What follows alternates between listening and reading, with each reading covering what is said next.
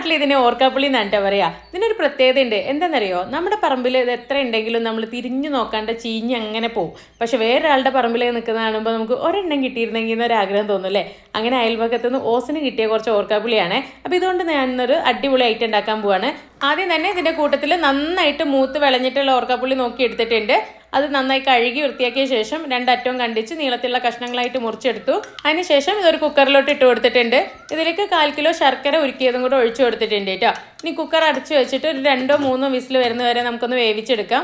ഇനി സ്റ്റൗ കത്തിച്ച ശേഷം ഒരു ചട്ടി വെച്ച് കൊടുക്കാം. അത് നന്നായി ചൂടായി വരുന്ന സമയത്ത് അതിലേക്ക് കുറച്ച് വെളിച്ചെണ്ണ ഒഴിച്ചു കൊടുക്കുന്നുണ്ട്. ഇതിലേക്ക് ഒരു വലിയ കഷ്ണം ഇഞ്ചി ചെറുതായിട്ട് അരിഞ്ഞതും 5-6 പച്ചമുളക് അരിഞ്ഞതും ചേർത്ത് കൊടുക്കുന്നുണ്ട്. ഇനി ഇതിലേക്ക് കുറച്ച് ഫ്രഷ് കറിവേപ്പിലയും കൂടെ ചേർത്ത് കൊടുക്കാം.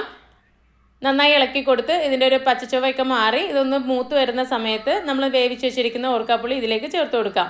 ഓർക്കാപ്പുളി വേവിച്ച വെള്ളത്തോട് കൂടി തന്നെ വേണം കേട്ടോ അതിലോട്ട് ചേർക്കാൻ വേണ്ടിയിട്ട്. ഇനി തീ നന്നായി കൂട്ടി കൊടുക്കുക. ഇടയ്ക്കൊന്ന് ഇളക്കി കൊടുത്ത് ഇതൊന്ന് വറ്റിച്ചെടുക്കണം. ഫുള്ള് കൈയെടുക്കാതെ ഇളക്കേണ്ട ആവശ്യമൊന്നുമില്ല. ഇടയ്ക്ക് നമ്മളൊന്ന് ഇളക്കി കൊടുത്താൽ മതി.